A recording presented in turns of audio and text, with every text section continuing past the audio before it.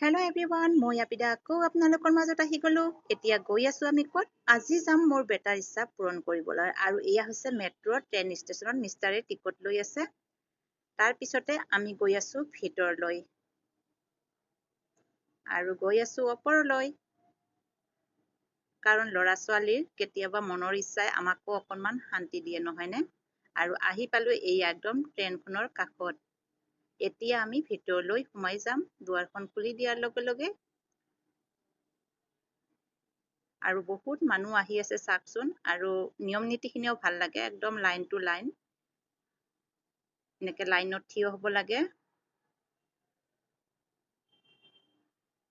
আৰু বহি গ'লোঁ আমি ভিতৰত।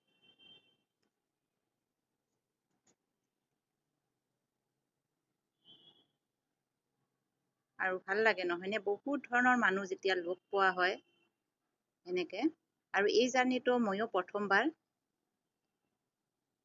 আৰু মাজে মাজে এনেকৈ বাটতে ৰখে আৰু মানুহ লৈ যায়।